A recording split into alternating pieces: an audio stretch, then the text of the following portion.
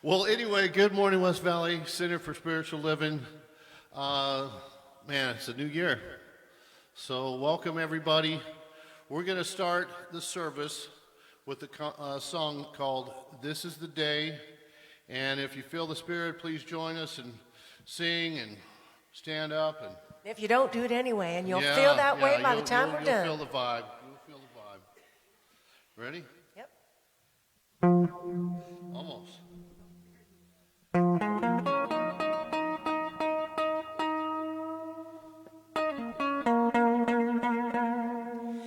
This is the day that the Lord has made. I will rejoice and be glad in it.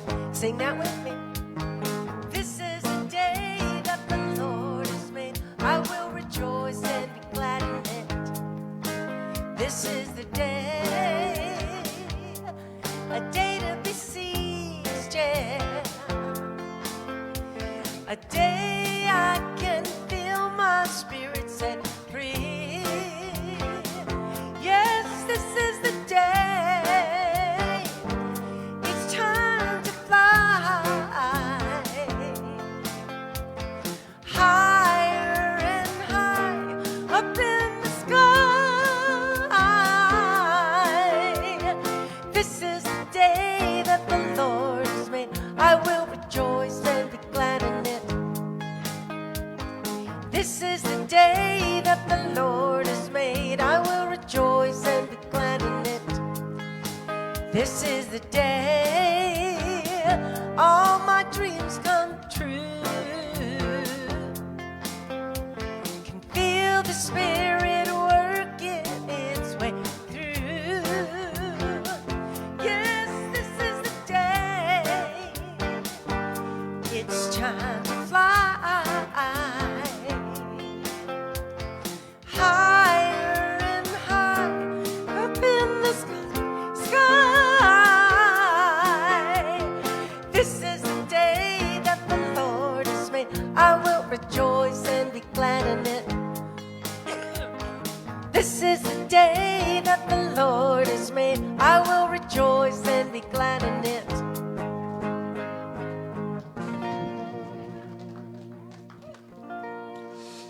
Good morning. Welcome to West Valley Center for Spiritual Living. My name is Reverend Clyde Goings. I'm the assistant minister here, and I welcome you here on this cool, rainy Sunday morning and in the first Sunday of the year. So welcome. So people that have been here for a while. So our tradition is Reverend Karen takes off a couple of weeks, and so Sue starts us off the first Sunday of the year, setting our intentions for the year. And so we have a really beautiful service that we're going to be rolling out for you for today. But we have a lot of stuff going on in January. So we're going to try to quickly go through some of these announcements. Please pay attention. There's going to be a quiz afterwards. Okay. Sue, I'm sorry. No. Kay Fontana. Oh, good morning. So I want to let you know of a couple things that I'm doing. Tomorrow is an introduction to Qigong, and it's going to be a 4-week program. So every Monday, today's Sunday. So every Monday in January from 2 to 3 o'clock. So it's only an hour. And then also an intro to the grief recovery method, which will be on Tuesday from 2 to 3. And basically what it is just an overview of what the program is and to answer any questions that you might have. So there are sign-up sheets at home space. Oh, there you go. All right, and then our next announcement is the women's retreat. Please notice Julie's new hairdo. All right, so we are having a women's retreat. We are so excited to be presenting you with the most wonderful retreat ever. Some of you have been to our retreats in the past, and they're just a really great way to start off the year and to get centered and to get get back in touch with your community and with you and your life after the holidays and such a busy time. So our retreat is going to happen next Saturday, the 13th, from 10 a.m. to 4 p.m. here at the center. We're going to be between Papke Hall and here in the sanctuary. It's going to be a beautiful time and a really great way for you to reignite your passions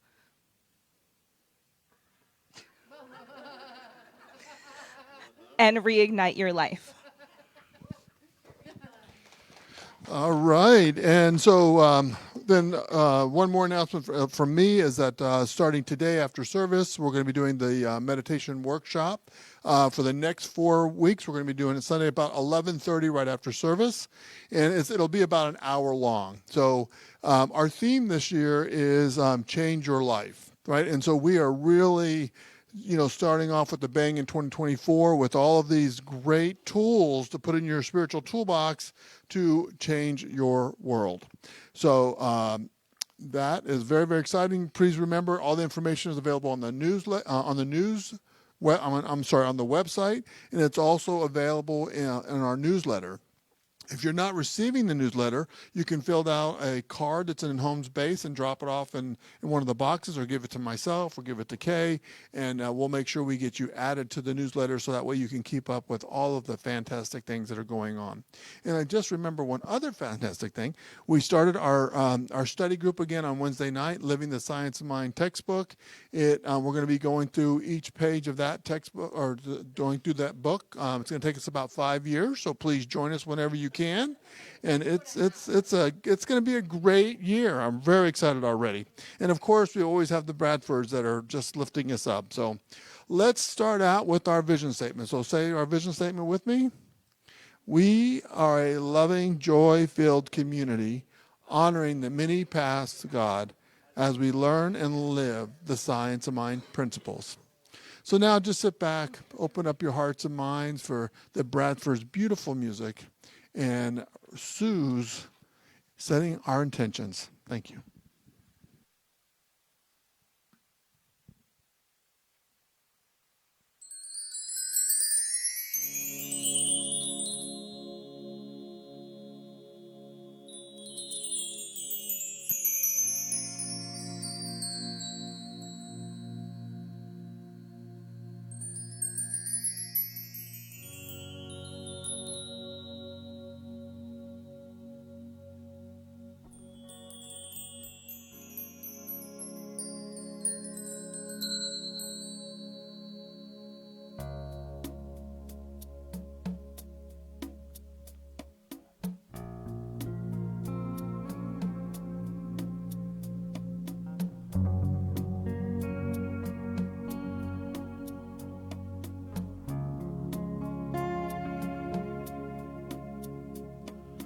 I will make a quiet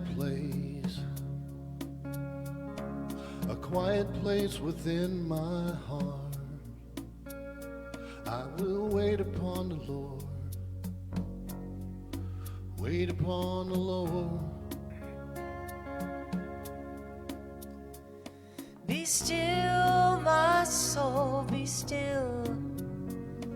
Be still, my soul, be still.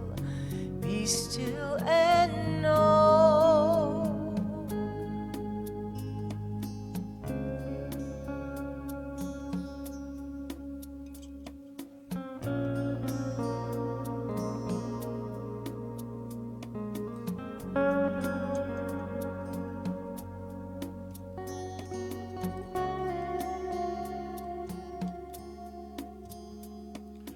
I will make a quiet place within my mind. I will wait upon the Lord, wait upon the Lord. Be still, my soul, be still. Be still, my soul, be still. Be still and know.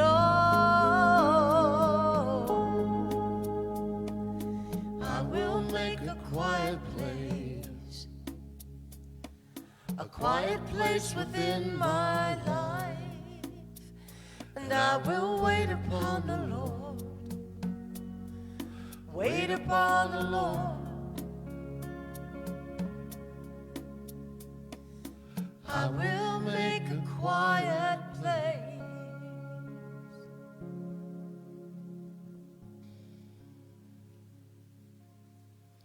A quiet place.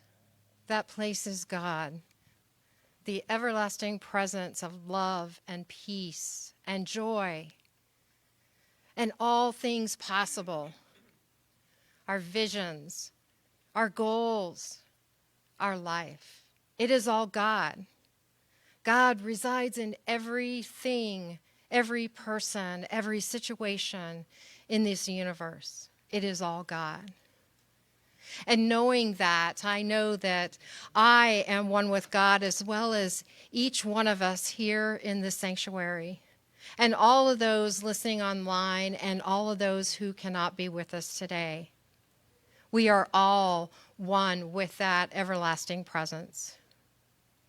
And I know that as each one of us here today is our divine expression of that love and peace and joy that exists in everything. And I speak a word of blessing for each one of us here and all of those in service today and all of those who cannot be with us. And a word of blessing for Sue as she is speaking from her heart and soul and the words of God that just flow through her effortlessly, providing us the message that we all are here to listen to.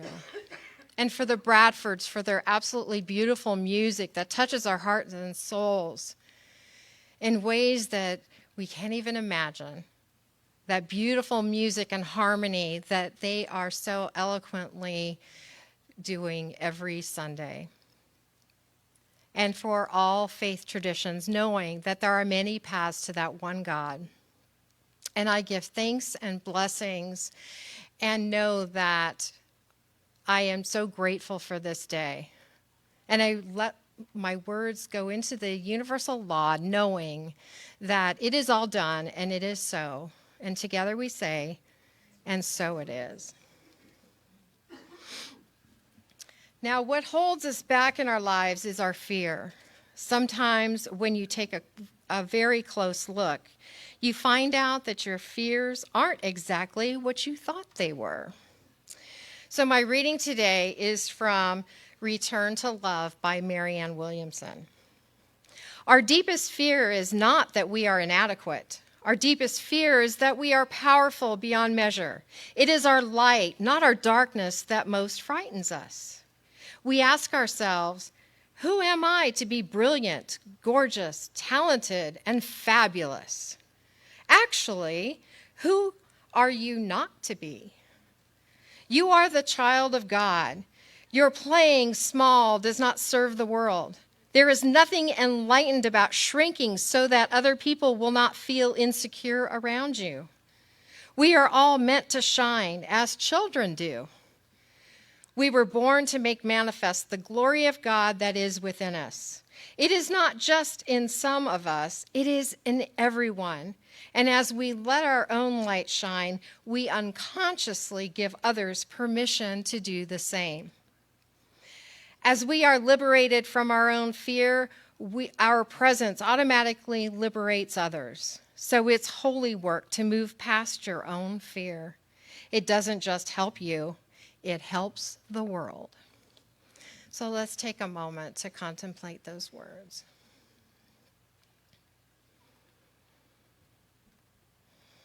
And so it is.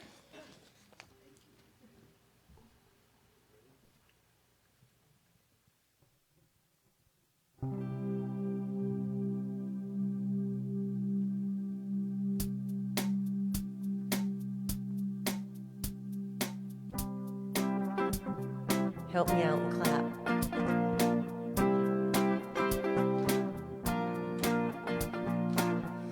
You say, I know it's a waste of time. There's no use trying. So scared that life's gonna pass you by. You're long ago I could feel your strength and your devotion. What was so clear is now overcast with mixed emotions. Deep in your heart is the answer. Find it, I know it will pull you through.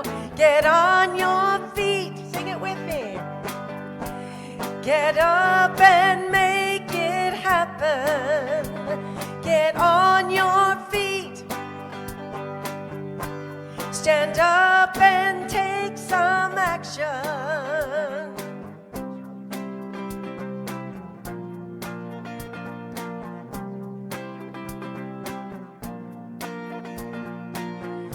I think it's true that we've all been through some nasty weather.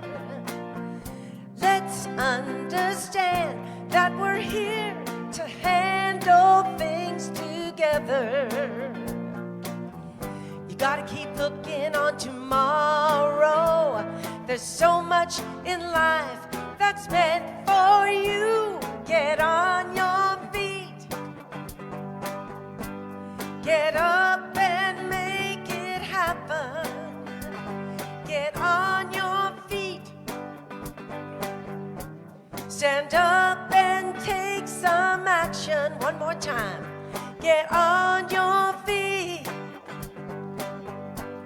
Get up and makes it happen. Get on your feet. Stand up and take some action. Get on your feet. Woo! Get on your feet, y'all. All right. Well, Happy New Year, everyone. Those of you who know me know that this is my absolute favorite day of the year, the first Sunday of the year. I have been doing this for, 15, 16 years. It's a really important, this whole New Year's season with the burning bowl ceremony on New Year's Eve. And then today is such an important part for me of looking at how to take the messages that culture gives us and find a way to make them unique to us, because everything in the world is really just an opportunity for us to see things differently, I believe, to the very depths of my being. So, as Clyde said, our theme this year is Change Your World. And the truth of that statement is the only way is our global vision talks about changing the world. And the only way that the world changes is you change your world. One thought at a time, one action at a time, one person at a time. It is the way to change the world is to change yours. And to do that, this year, I said at the Burning Bowl ceremony, for those of you here, I have good news and I have bad news about the theme for this year. The good news is we will focus heavily on spiritual practices. The bad news is that requires action on your part. So it's weird, it's like good news, bad news, same thing. So this is a year where action is an essential piece of what we're talking about. And that's a part of why I asked the Bradfords to sing that song, because it is about getting up and taking some action. And it doesn't mean it has to be a big action. It can be something very simple, very small. One of my favorite quotes of all times is by Margaret Mead, the cultural anthropologist. Never doubt that a small group of thoughtful, committed individuals can change the world. In fact, it's the only thing that ever has. And it's up to us to be a part of that committed, thoughtful group of individuals. That is my charge. That is my challenge to you all this year, to really consciously choose to be a part of that small group of thoughtful, committed individuals who change us, who change ourselves, and in so doing, simply by definition, the world changes. because we have contributed to the greater consciousness of the world. And that commitment, my favorite, those of you who know me, it's my favorite commitment quote in the world. It's from the last scene of Act 1 of the longest movie ever made, I think. And that is Gone with the Wind. I don't like the whole movie. I just like the last scene of Act 1. Scarlett is, the Yankees have burned down everything. They have pilfered all of the plantation. They've burned the crops. They're burning Atlanta. In the distance, you can see a glow in the sky. And she goes out. She has no food. She falls down on the ground. She finds a carrot or a turnip or something. She rips it out of the ground to eat it dirty and whatever, because that's what happens when you have no food. And she stands up and she says, with God as my witness, I will never be hungry again. Neither me nor mine, we will never be hungry. For I will die, I will lie, cheat, steal, or die. I will never be hungry again. Now that's some serious commitment, right? That's some serious commitment. I don't necessarily think we're all going to be quite there yet. But the other thing about my favorite joke about commitment is there's a big difference at breakfast time when it comes to commitment. The chicken has a commitment. They make an egg. The pig, however, has a completely different level. A little bacon, totally different story. So that is really, truly what I'm asking all of us this year, is to make a commitment to be a part of that small, committed group of individuals that will do what needs to be done to shift, to lift, to change, to open our hearts to a new way of being, to a new way of expressing, to be conscious, awake, and aware. Because we do that one choice at a time. And the thing that I love best about this philosophy is that that's one of the primary things we teach. We are always, always, always at choice. And if you don't like the way your life looks today, you can make new choices. We are not, Thomas Troward said that that the past does not have to be the precedent for our future. We can start again today. And how you can tell about what your beliefs and your thoughts about how life is and how life should be and how you are, look at your life, because it's the accumulation of the atmosphere of our thought. It is not a single thought, it is an atmosphere of thought. It's that collection of thoughts. And as it says in Romans, be transformed by the renewing of your mind, one choice at a time, one action at a time. Eleanor Roosevelt said, in the long run, we shape ourselves as we shape our lives, and the choices we make are ultimately our responsibility. It's very, very easy to want to point outside and say, if politics were different, if the economy was different, if my husband was different, if my wife was different, if I had a husband, if I got rid of the one I had, if I had a job, if I didn't have it, if I get rid of the one I have, because that's how it works, right? A lot of times when we think it's an if-then statement, if this happens, then I'll be okay. And the truth is, that is not the case. Life is, we operate a lot of times as if it's an if-then statement. But it has to do with what do I choose today, right now. And if I want something different, make a new choice. So spiritual principles are always a little confusing. They're filled with spiritual paradox, which is when two things that appear to be completely opposite can both be true simultaneously. And if you look at a lot of spiritual teachings, there are times when that kind of does make you scratch your head and go, is it this or is it that? It's not an if-then, it's an and both. So, excuse me. The thing to remember about one of the biggest spiritual paradox is that we are fully human. We are spiritual beings. We are the individualization of God. But that does not circumvent our humanity.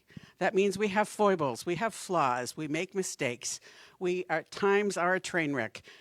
My coworker Sue is here, and she can tell you that there are times I come to work and I have my grumpy pants on, and it's very hard for me to take them off. Fortunately, she's very supportive in helping me with making that mental shift, but it's a process of saying, I can be kind to myself and say, yes, in this moment in time, I do have my grumpy pants on. I'm human. I have my foibles. I have my flaws. I can love myself right there. But that doesn't mean that I don't do anything about it. But the first step to doing something about it is being able to accept it where it is. Danielle Laporte says that nothing will go away until we love it completely. The first time I heard her say that, I went, well, I just hate you. That's very hard. What do you mean I have to love it completely? But that is a part of what is important for us to do. Ernest Holmes says that he talks about not trying to eradicate our humanity, not trying to do that spiritual bypass where we go, la, la, la, la, la. It's like one of my favorite jokes, how do you tell a metaphysician in hell? It's the people walking around going, it's not hot and I'm not here. So Ernest Holmes says we should be able to look at a discordant fact in the face and deny its reality, since we know its seeming reality is borrowed from illusion, from chaos and old night. I love that, chaos and old night. I don't know about you, but I can look back at my life as recently as perhaps yesterday. There's chaos and old night everywhere, right? I mean, it's a part of the human experience. And so it's about being able to stand still, see it, honor it, accept it, and then make a new choice. So he says we should be able to look at the wrong condition with the knowledge that we can change it. The realization that we have this ability must be gained by the application of our knowledge. It must be gained by practicing spiritual practices and incorporating spiritual principles into our life. So one of the things for me when I look at it, I have to remember that that the divine is a loving power. It only loves. I really believe that to the depths of my being. It only loves. And I think that for this philosophy to make sense, you have to accept that notion that God wants only the best for us, and the universe indeed conspires to bring us our good. I really believe that we don't need to be punished by God because we do a good enough job on our own. I don't know about you, but I can kick my tush faster and harder than anybody ever could. Right? I love Kristen Neff's work because she talks about the fact that if you heard someone speaking about someone you love in the same voice that you speak to yourself about yourself, you would be appalled. Appalled. You would say, stop being so mean to my friend. But we have license to speak to ourselves, we think, in that manner. And so it's to remember that if we're made in the image and likeness, that there is that essence of the divine that dwells in us, through us, as us. And that there was an article in the Science of Mind magazine one year that talked about our DNA as the divine nature attributes that is the gene of God within us. And that means, for me, that it's always present, that there is nothing that can be done to stop it. That God cannot be eradicated from our soul, from our spirit. We can turn our back on it. We can ignore it. We can do a lot of things, but nothing stops it, changes it. Nothing puts out that light. Absolutely nothing. Because we are souls in evolution. And the divine really is the energy that is loving arms that welcome everything, even the messy and imperfect parts of ourselves. So can you imagine, rather than speaking to yourself in that unpleasant voice, to imagine that loving energy of the divine that loves us even in the messy, imperfect places. For me, that's a big part of what we have to be able to incorporate into our life to make things flow in a new way. And Jesus said in John 14:12, "Verily I tell you, whoever believes in me and will do the works that I have been doing, and then they will do even greater things than these, because I'm going to the Father." So to me, what that means is if we do our spiritual practice, if we do the work to incorporate spiritual principles into our life, if we do the work to create that powerful, conscious, awake, and aware connection to the divine that's in us and all around us, that power that is greater than us, that infinite possibility, that is what creates the opportunity. It's that connection. So believing that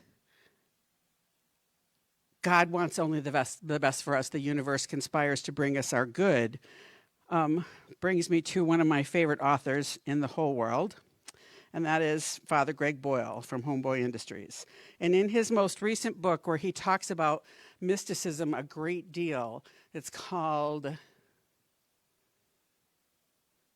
I don't know. I'll have to go back to that. It's probably in my notes here somewhere. Anyway, he talks about the fact that God holds nothing against us, and that God wants to bless us in bigger and bigger and bigger ways, and that if we think that if we think anything else, we have the wrong God. So he says, Meister Eckhart, the mystic and theologian who died in 1328, said, "It is a lie, any thought of God that does not comfort you. It is a lie, any thought of God that does not comfort you." If we could really believe that, what a difference it would make. And he says, this was his notion. Granted, our conceptions may change and evolve, but when we hold them, they direct our course. What matters in the end is what kind of God we believe in. All concepts of God, Teresa Avila writes, are like a jar we break. If you think about it, the idea of God that you had when you were 5 or 15 or 25 or yesterday or today, that our idea of God hopefully is constantly expanding and changing and deepening and strengthening. Because for me, what it is I have gotten to the point where it's this simple. God is infinite, infinite possibilities. I am finite in this human expression. So anything that I try to do to define it any more than there is this amazing, loving God limits it. So there is just this good, this ultimate good that is always out there, prepared to give us things beyond our wildest imaginings. So he goes on and says, my friend Mirabai Starr, a mystic who writes about mystics, says, once you know the God of love, you fire all the other gods. It's always hard for us to believe in the non-judgmental, loving, and merciful God, and yet that's the God we actually have. At one time or another, we've all had a version of God that was rigid, but the depth of our own experience tells us that our idea of God wants to be fluid and evolving. As we grow, we learn to steer clear of the wrong God. We break the jar, and it radically changes our way of seeing reality. Consequently, the change makes us feel that we do not have to be in debt. For if our God makes us feel unworthy and in debt, wrong God. If God frightens us, wrong God. If God endlessly is disappointed in us, wrong God. To just say, what if truly it was just love? It was just love. And if we could do that, in Jeremiah it says, I know the plans I have for you, declares the Lord, plans to prosper you and not to harm you, plans to give you hope and a future. You will call on me and I will listen. You will seek me and you will find me when you seek for me with all of your heart. When I remember that God is infinite, I can just relax into that and life is completely different. So to do this process of changing our world, I think there are a few things that we need to do. We must have courage and we must have willingness. To listen is the first step. Spirit is constantly calling us, giving us the opportunity to see things differently, to feel things differently. And when we listen and we become present and aware, then peace and clarity and joy come into being. The Buddhist teacher Adyashanti says, truth is always speaking to us. The voice might be quiet, but it's ever present, guiding us to navigate the river of our lives with perfect intelligence. So that's our job, to me, is to listen. To listen. And we're going to do a white stone ceremony here in just a little bit. And to do that, and my call to that this year is about listening. Learning to listen to the divine that is within us and all around us. For nothing speaks as exquisitely as that.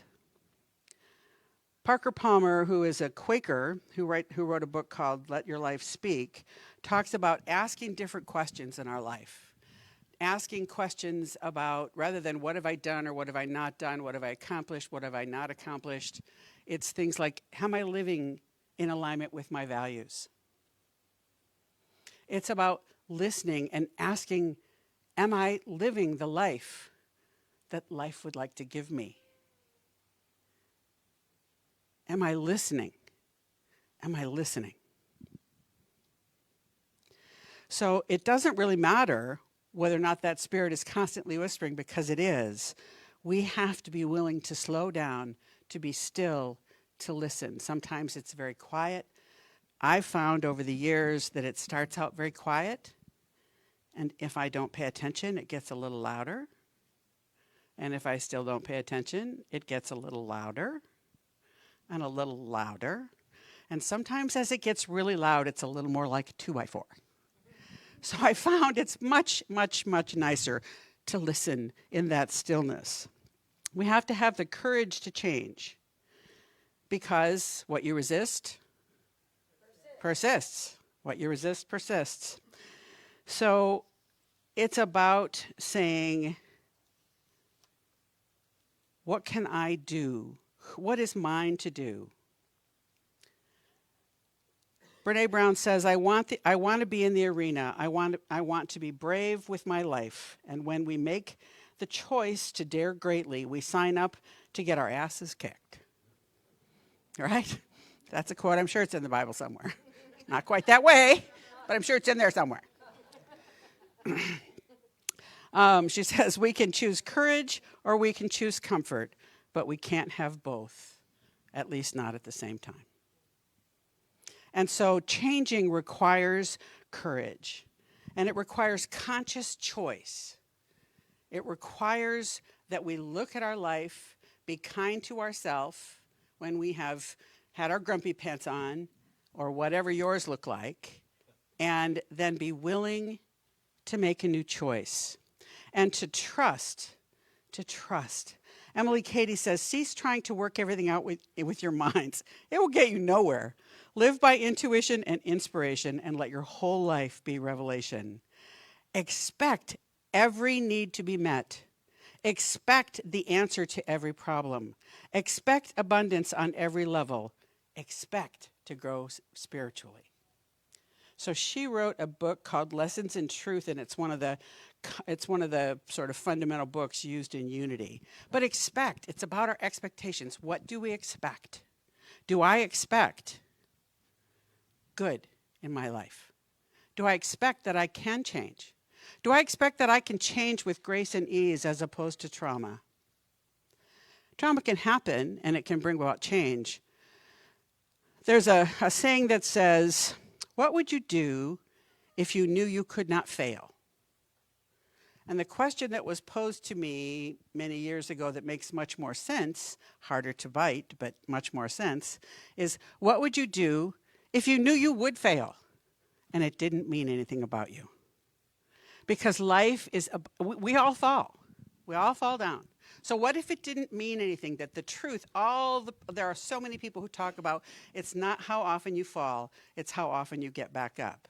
So we have to have the courage to trust and to believe that we've been faithful to our values and that God wants only the best for us. There's a very difficult book. Don't run out and buy this one. It's a very hard book to read, but it has a great quote from it by Margaret Wheatley. Who do we choose to be? Facing reality, claiming leadership, and restoring sanity. Who do you choose to be for this time? Are you willing to use whatever power and influence you have to create islands of sanity and evoke and rely on our best human qualities to create, produce, and persevere? Emma Curtis Hopkins says, "Rise up, my soul, and heal the sick wherever I walk. Show people how to be strong. Make people love God. Quicken me with heavenly fervor. Show me the finished kingdom through which I walk. Show me the words that make the world glad and sane." Show me the words to make the world glad and sane. For me, that's what spiritual practice does. And so if our theme is change your life, the greater theme for the Centers for Spiritual Living is called A Grand Rising. And it's about looking at the world. One of the ways is Grand Rising is it can be the equivalent of good morning. But for me, it's the spiritual principle of a grand rising is how can I look for the good that's trying to rise up in me? That's our task. That's the purpose for spiritual practice. What is the good that's trying to rise up in me? And if I look at it, that's what it's about. So it's time to get on our feet and take some action. And one of the first steps to me is to shift our allegiance. Pema Chodron talks a lot about making a shift from our allegiance being to what's broken in us to what's magnificent and whole in us.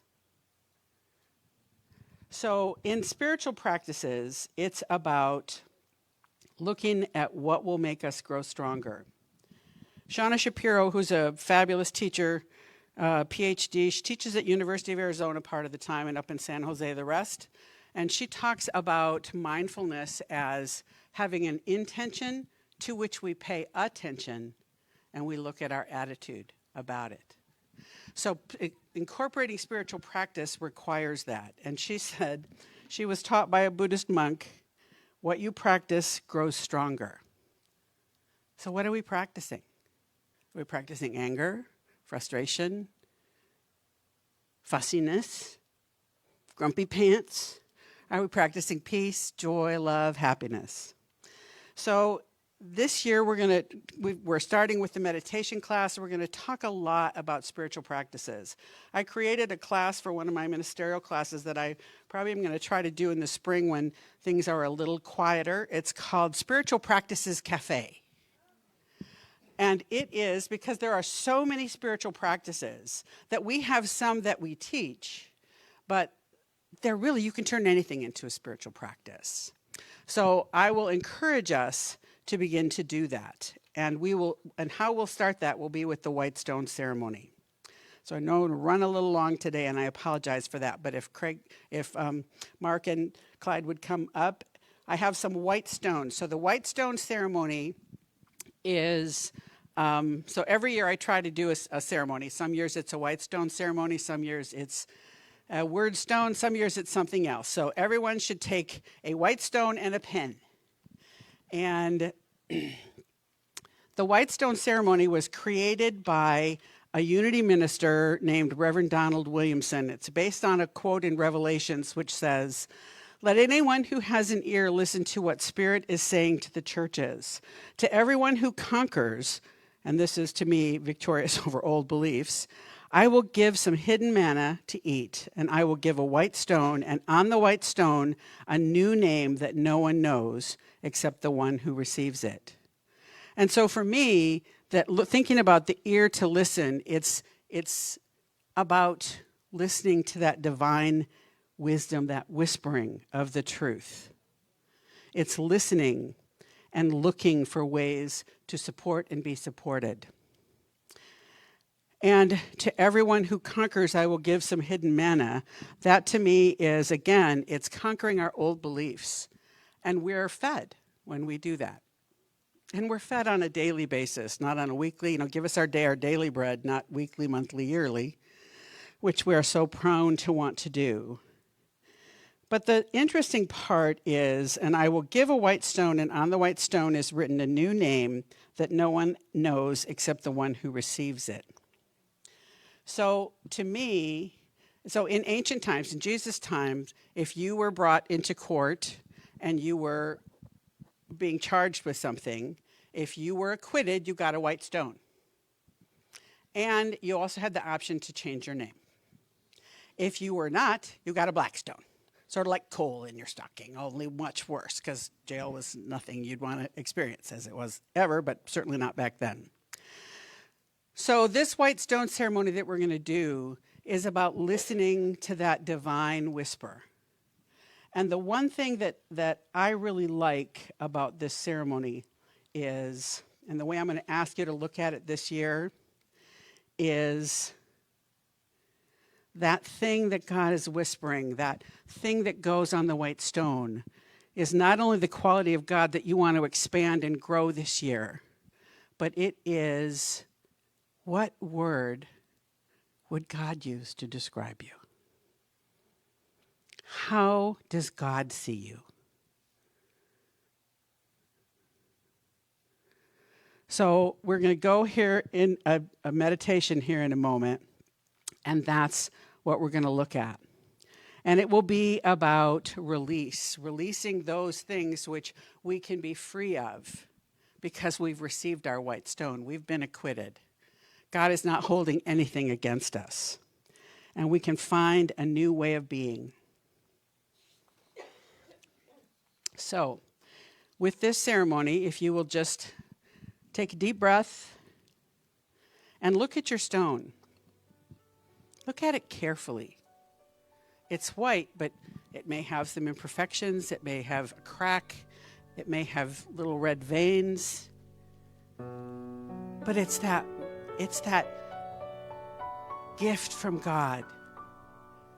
That's who we are. It's the message of how God sees us rather than how we see ourselves. So feel the presence of God that is in you and all around you, coming to you, operating through you and as you, blessing you. Our souls are constantly calling us to a greater and greater expression. And so allow yourself to expand and see that whispering of God, the way God sees you, the power of God moving in you and as you. What expression of God do you want to have showing up more in your life this year? Would you be willing to listen when that happens? Would you be willing to trust that the divine is ever present, always speaking, always loving, always kind, always tender? Father Boyle refers to God as the tender one. Can you imagine that God and good are the same, that tender one seeks to bless us in every moment of every day in ways beyond our imagining? Go within to that sacred place and imagine that sacred place is built there and you can always go. Find it. Put your hand on your heart. Take your stone, put your hand and your stone on your heart. And imagine that secret place of the Most High dwells within you. That it is easy to access. That it can be done as rapidly as taking a breath. It's that simple. To open our hearts, put our hand on our heart, and imagine loving kindness. Imagine infinite possibility. Imagine tender, loving care. And so as you take a breath, allow that notion of what quality of God wants to be expressed more fully in you this year, or what would that divine energy say about you? What could that be? And allow that to find its way, sort of bubbles up to the consciousness of your mind. And for some people, that's really simple. It's hard and fast and comes quickly. For others of us, it bubbles slowly. So if you don't have one yet today, just to make a commitment right here and now to take this stone with you, knowing that that idea will indeed bubble up, that that word will be made known to you, that quality of God that is bursting forth out of you, seeking a greater expression, that tender one's description of you comes to you in the right time, in the right way, in a loving, healthy, happy, joyful way. So if you know that word, go ahead, open your eyes and write it on your stone. And if you don't, just create that space for it to come up. For God in me reveals my true essence. God in me reveals my next step. God in me lives a joyful, peaceful, fulfilling life. Behold, I make all things new, for you are my beloved, in whom I am well pleased. A thankfulness flows over us and through us as that new name appears. Accept this new consciousness of ever-increasing good in your life and invite that to be first and foremost in your mind. And that whenever we step away into that human experience, that it's constantly calling us back, calling us back, calling us back, calling us back. We see it, we decree it. We are on the path of gaining greater insights and awareness as we mark this new beginning today. And as we allow ourselves to make a commitment to our own spiritual growth and development, we make a commitment. We make a commitment that says, I will love myself in my humanity, and I open myself to the divinity that is always trying to find its way out into its expression in, through, and as me. And make a commitment to keep that stone somewhere where you can see it to remind you. And like I said, if you need to have the word come up later, that's fine. But to accept this new consciousness as that which is the driving force today. So it is. So there's a woman named Rabbi Sharon Bruce who has a synagogue in Los Angeles. And she talks about something that I'm going to, and she does something with her temple in the high holy days. And she said in a TED talk that I heard her give that she said in the Jewish faith, we never prostrate ourselves fully except for during the high holy days when there is a complete surrender. But she said, I always have my congregation stand up. So I'm going to ask you all to stand up. And I will cry when I do this because it's what I do. So I want you to stand up, be willing to lift your arms like this, and say, I am strong. I am mighty. I am worthy. I can't do everything, but I can do something. And so it is. So now I want you to stand up and really, really own that as you're standing here. Own that taking action to incorporate these things into your life. Thank you.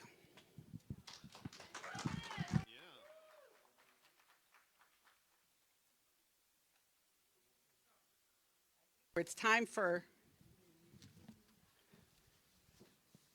isn't it time for the offering? Yes. Oh, okay.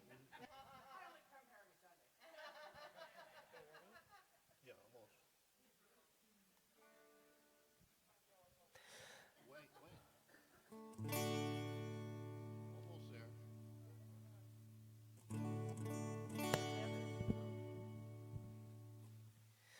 Grateful, grateful, grateful for all the love that I have. I am so grateful, grateful, grateful for all the love that I have. Everywhere I look and every face I see is love reflected, shining back to me. I just give thanks for all these simple things, the joy and peace that gratitude brings. That's why I'm grateful, grateful, grateful for all the love that I have. I am so grateful, grateful, grateful for all the love that I have. All right, thank you, Bradford. Now we're back on track, Sue. So thank you, Sue. That was beautiful, and I was really surprised the word that came to me from my stone. So hopefully you guys will keep that stone with you for this next year with that wonderful intention. So now's the time to celebrate the abundance of our lives and the abundance of our community. I want to remind everybody that we don't pass around the offering plate. We have drop boxes on the way to Papke Hall and Fellowship. We have drop boxes in the back and also in the bookstore. I also want to remind you that all of the classes and everything that we've talked about, there's also sign-up sheets out in the bookstore and information out there. And I have baskets at the back of the room. Sue wants her pins back. So either door you go out, there's a place to drop your pins off. All right, so now let's say our giving affirmation together. I live in a consciousness of good. Divine love blesses and multiplies all that I am, all that I have, all that I give, and all that I receive. Thank you, God, and so it is. Quick announcement for the women's retreat, if there's a potluck, so bring something to share. Reverend Susan and I will have a main dish, but bring something fun. Julie Anna is, of course, going to be the kitchen witch and make us some fabulous dessert. And so bring something along, and then also bring drums or rattle makers or noise-making things, because you know we like to do that. Okay. Well, I'm not one more. So I'm sorry, you guys. So we're gonna start the meditation class like at 20 after. Okay, so go in and get a cup of coffee, something, and then come back in because we're gonna start 20 after. It's about an hour long. Okay, we are ready now. So we're going to at least announce it. Yes, we're redoing that song one more time. I want to really hear you guys. We'll have the words up here. Kendra got it for us. Are you ready? 1, 2, 3, go.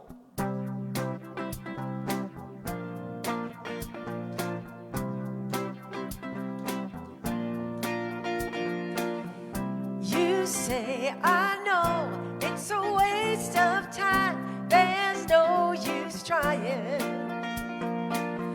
So scared that life's gonna pass you by, your spirit dying. Not long ago, I could feel your strength and your devotion. What was so clear is now overcast with mixed emotions. Deep in your heart is the answer.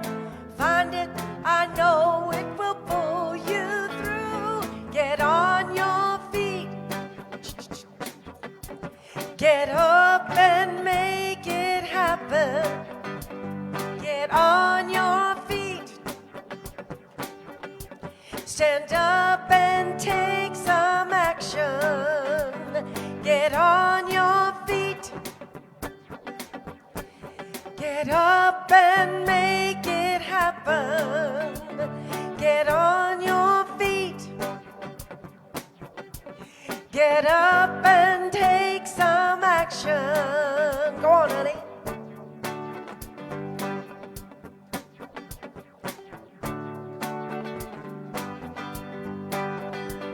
Get on your feet. One more last time, guys. Get up and make it happen. Get on your feet. Get on your feet. Love you guys. Closing affirmation one more time. Arms up. I am strong. I am mighty. I am worthy. I can't do everything, but I can do something.